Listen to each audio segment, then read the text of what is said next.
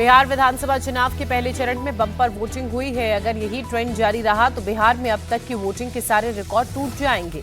चुनाव आयोग द्वारा जारी किए गए आंकड़ों के मुताबिक बिहार में पहले चरण की 121 सीटों पर 64.66% मतदान हुआ। ये आंकड़ा बढ़ सकता है। सबसे ज्यादा वोटिंग मुजफ्फरपुर और समस्तीपुर में हुई। यहां आंकड़ा 70% को क्रॉस कर गया। मधेपुरा और वैशाली में भी 67% से ज्यादा वोट पड़े। सहरसा और खगड़िया में 66% से ज्यादा मतदान हुआ। लखीसराय में 65%, मुंगेर, सिवान, नालंदा में करीब 60% वोटिंग हुई। सबसे कम वोट पटना में पड़ी। पटना में वोटिंग टर्नआउट करीब 58% रहा। इस बम्पर वोटिंग के बाद हर पार्टी ने दावे ठोकने शुरू कर दिए हैं। एनडीए से लेकर महागठबंधन तक हर पार्टी इसे फायदेमंद बता रही है।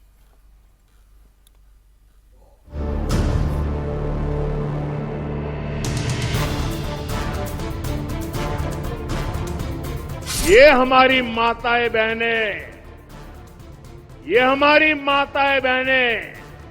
समृद्ध बिहार बनाने का संकल्प ले चुकी है। बिहार में बम्पर वोटिंग ने सारे रिकॉर्ड तोड़ दिए हैं। जैसी वोटिंग इस बार हुई है वैसी पिछले 25 सालों में नहीं हुई। लंबी लंबी ये कतारें बता रही हैं कि बिहार की राजनीतिक चेतना इस बार बड़ा संदेश देने वाली है। चुनाव आयोग के देर शाम के आंकड़ों के मुताबिक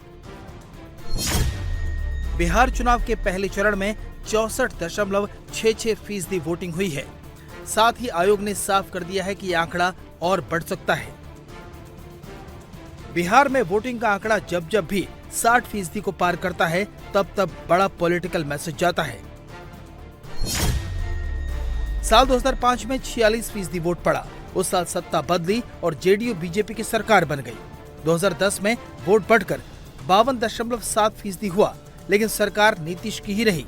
उसके बाद 2015 में आंकड़ा फिर बढ़ा। इस बार 56.7% ने वोट डाला, लेकिन जेडीयू और आरजेडी ने सरकार बना ली।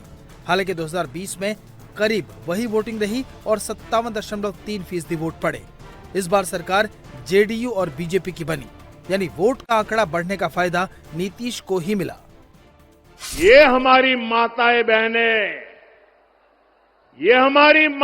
बहनें समृद्ध बिहार बनाने का संकल्प ले चुकी है। वो जंगल राज की वापसी भी कभी भी वापसी नहीं होने देंगे। अब मेरा विश्वास और पक्का हो गया है। 18 जिलों की 121 सीटों में से हर सीट पर वोटिंग का आंकड़ा बढ़ा है। कई सीट पर तो यह आंकड़ा 70% के करीब भी जा सकता है। इस बढ़े हुए आंकड़े से महागठबंधन के नेता भी गदगद हैं। बम्पर वोटिंग आप लोगों ने किया है और आज मैं कह सकता हूं कि आप लोगों ने महागठबंधन के जीत पर जो है मोहर लगाने का काम किया है। सभी कार्यकर्ताओं को, पार्टी के, महागठबंधन के सभी कार्यकर्ताओं को और बिहार की जनता मालिकों को हम धन्यवाद देना चाहते हैं। ये जुनून, ये जज्बा, ये हौसला जो है 11 तारीख को भी दिखना चाहिए। बिहार की 243 सीटों में से 121 पर वोट डाले जा चुके हैं। 122 सीटों पर वोटिंग 11 नवंबर को होगी। लेकिन पहले चरण की वोटिंग देखकर गृह मंत्री अमित शाह ने नतीजों का अनुमान लगा लिया है। 14 तारीख को परिणाम क्या आने वाला है, बेनीपट्टी वालों जानना है क्या? अरे जोर से बोलो, जानना है क्या? 14 तारीख को मतगणना में लालू और राहुल की पार्टी का सुपड़ा साफ होने वाला। बिहार में पहले चरण का मतदान मोटे तौर पर शांतिपूर्वक निपट गया। पहले फेज में नीतीश मंत्रिमंडल के 16 मंत्रियों की किस्मत दांव पर लगी है। दोनों डिप्टी सीएम विजय सिन्हा और सम्राट चौधरी की किस्मत भी ईवीएम में कैद हो चुकी है। पहले फेज की वोटिंग के बाद सम्राट दावा कर रहे हैं कि पूरा लालू परिवार चुनाव हारेगा। 121 सीटों में से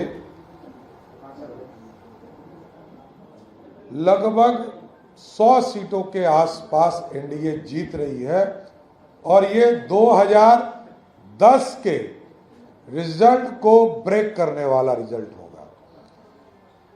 और आज के चुनाव में महागठबंधन के मुख्यमंत्री के उम्मीदवार भी चुनाव हार गए। इस बार भी जिस तरह 2010 के चुनाव में लालू जी के परिवार से कोई चुनाव जीत कर नहीं आया था, इस बार भी लालू जी के पूरे परिवार से कोई चुनाव जीत कर नहीं आएगा।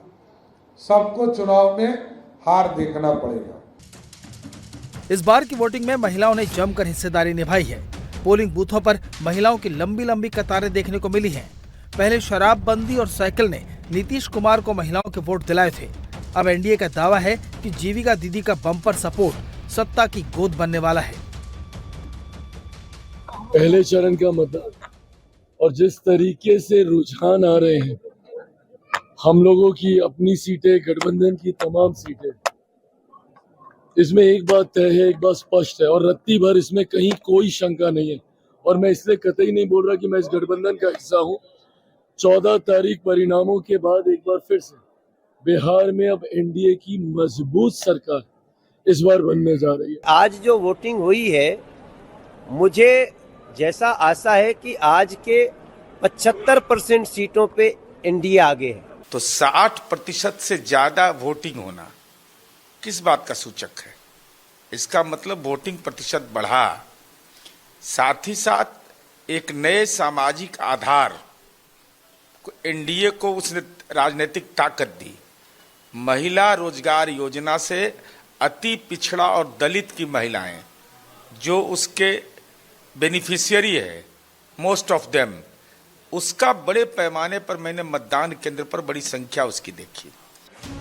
पहले चरण की बम्पर वोटिंग का जिक्र केवल वही नहीं कर रहे जो बिहार की सत्ता में भागीदारी कर रहे हैं, बल्कि बीजेपी के स्टार प्रचारक योगी आदित्यनाथ का दावा है कि उन्होंने भी हवा का रुख भांप लिया है। कांग्रेस और आरजेडी को अवसर नहीं मिलने वाला है। आज बिहार के अंदर पहले चरण के चुनाव ने साबित कर दिया है कि बहनों और भाइयों, बिहार के अंदर कांग्रेस, आरजेडी और इनके सहयोगियों के लिए कोई स्थान नहीं है। बिहार में जब जब भी 5% वोट का अंतर आया है, तब तब बड़ा खेला हुआ है। इस बार वोटर्स की एक कतार बता रही है कि कोई अर्श पर पहुंचेगा तो किसी को फर्श पर भी जगह मिलना मुश्किल हो जाएगा।